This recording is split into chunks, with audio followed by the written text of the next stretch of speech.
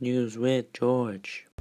Hi, welcome to this week's weekly news recap. In this video, I will be recapping the news of the week, starting on Sunday the 15th of November and ending on Saturday the 21st of November. Sunday the 15th of November.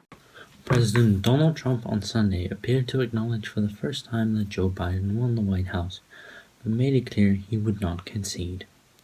The interim president of Peru announced his resignation on Sunday, which plunged the country into a constitutional crisis. A Belgian racing pigeon named Nukem was sold for an astonishing price of $1.9 million. On Sunday, Aldi shoppers queued online for 2.5 hours to be able to buy a Kevin the Carrot toy, but were left disappointed as there were none left. SpaceX, Elon Musk's rocket company, launched a rocket carrying 4 astronauts on Sunday evening. This was NASA's first-fledged mission, sending a crew into orbit aboard a privately owned spacecraft. Monday the 16th of November. In Paris on Monday, the trial against the man who in August of 2015 attempted to commit a terrorist attack in the Thalys from Amsterdam to Paris began. One of the witnesses is Clint Eastwood, who made a movie about the event in 2018. On Monday, the pharmaceutical company Moderna announced that their vaccine is 94.5% effective. They have made this claim based on interim results. Dutch blood bank Sanquin announced on Monday that homosexual men can donate blood plasma, however with one condition, the condition being that the man has not had sex with another man in the last 4 months. On Monday, the week against child abuse began in the Netherlands. The week was created to raise awareness for the problem and to draw attention to methods of helping children who struggle with the problem. Australian airline Qantas celebrated a somber 100th birthday on Monday during its toughest year yet due to the coronavirus pandemic, but it is looking forward with optimism, the chief executive has said. Tuesday the 17th of November. Farmers from all over the country came to The Hague on Tuesday morning to demonstrate against the cabinet's nitrogen policy and the associated buyout scheme. Ethiopia's government said on Tuesday its troops had achieved significant victories on the eastern and western front of its war against the leaders of the Tigray region, and its army was marching to the capital of the region, Mekele. On Tuesday, the Canadian Minister for Innovation, Navdeep Bains, has said the companies that fail to protect the personal information of Canadians could be fined up to 5% of global revenue under a proposed new privacy law. The SpaceX astronauts that launched on Sunday landed at the ISS on Tuesday. On board were 3 American and 1 Japanese astronaut.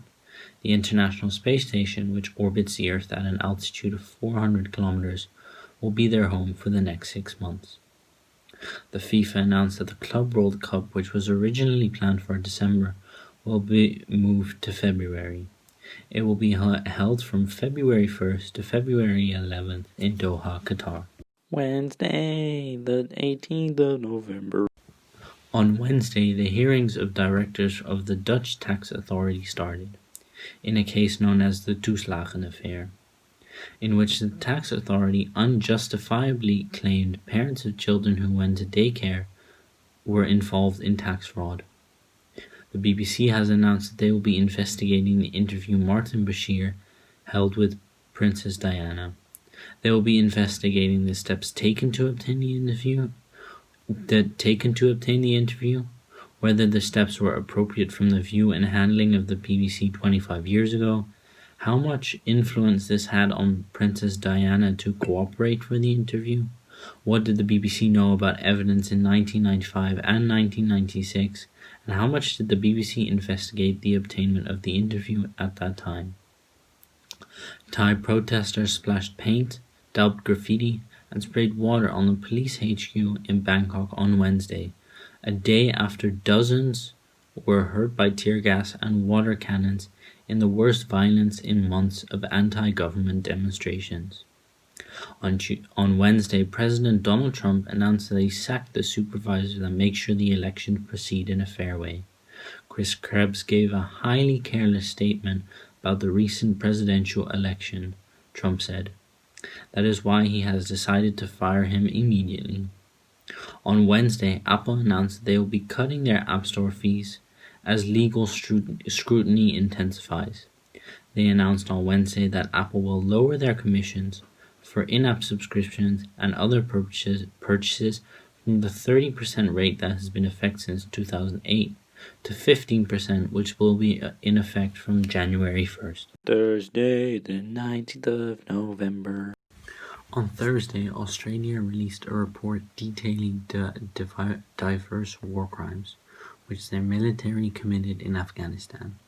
The report states that Australia murdered 39 citizens and prisoners in the war-torn country. In some cases, the prisoners were murdered by young members of the military as part of a hazing ritual. Most of the report has been redacted due to privacy and legal reasons, but this report still shows quite a shocking portrayal of the Australian military. There's a link under this video if you would like to read the 465-page report. On Thursday, the museums, theaters, and theme parks in the Netherlands reopened after they had been closed for 2 weeks as part of the Dutch government's temporary coronavirus measures. On Thursday, the Singapore government announced that they will be fining an activist over a one-man smiley face protest. In March, Jolovan Wham demonstrated his support over a young climate activist who said he had been questioned by police over a similar protest days previous. Wham faces a fine of up to 500,000 Singapore dollars. On Thursday, BuzzFeed bought news website HuffPost from Verizon Communications Inc. in the latest sign of consolidation in the online media world. Verizon has, however, said they will invest in the new combined company and take a minority stake. Friday, the 20th of November. At around 1:45 on Friday morning, a man was stabbed on the street in Amsterdam. There is nothing known about the identity of the man, and the police has asked witnesses to come forward if they have any information. The Dutch court in Maastricht has found Jos B. guilty of sexual abuse and the kidnapping of 11-year-old Nicky Verstappen, with death as a result. B has been convicted for this to 12 years in jail, and the court has added 6 months for possession of child pornography. According to the court, B's DNA traces on Nicky's clothing indicate prolonged and intensive contact. The places where these traces were found, on the boy's underpants and pajamas, indicate targeted acts with a sexual motive. 4 people were injured in a collision between a ferry and an inland vessel in Amsterdam on Friday evening. The incident took place on the IJ not far from Amsterdam Central Station. 2 injured people have been taken to hospital, a police spokesman said. Their condition is not critical. The other 2 injured were treated by emergency services on the spot. A fireball was observed for a short time above the Netherlands on Friday evening. The fireball was recorded at 7 p.m. on cameras of the Meteoren Werkgroep. The association reports. A dashcam also captured the shooting star near Amsterdam. Werkgroep Meteoren writes on Twitter that the fireball was visible from Dwingelo in Drenthe for about 20 seconds. RTL News gained access to a secret consultation between the European defense ministers. This was possible because the Twitter account of Minister Anke Bijleveld briefly contained a photo with the login address and part of the PIN code. In a number of attempts, RTL News succeeded in guessing the PIN code of the secret consultation because 5 of the 6 digits of the PIN code was visible in the photo. Saturday, the 21st of November. An edition of the Nintendo game Super Mario Bros. 3 was sold at auction for $156,000, which is more than 130,000 euros. That is a new world record, the Heritage auction site reports in a press release. The auction game had never been opened It is an early edition where the word bros in the title is difficult to read due to the placement of Mario's hand. This was changed in later editions. Archaeologists have uncovered exceptionally well-preserved remains of a rich man and a suspected slave of his in Pompeii. The discovery was made during the excavation of a large villa in Civita Giuliani on the outskirts of Pompeii, not far from the Italian city of Naples. The wealthy man of supposedly high status was between 30 and 40 years old. Traces of a woolen cloak were found around his neck. The other man was between 18 and 23 years old. His bruised ribs indicate that he was a heavy-duty slave. The killing of a black man by 2 white guards at a supermarket has sparked outrage in Brazil. Images show how João Alberto Silveira Freitas, 40, was hit in the face several times and held in a stranglehold. This happened in front of the supermarket of the French chain Carrefour in the city of Porto Alegre in the south of the South American country.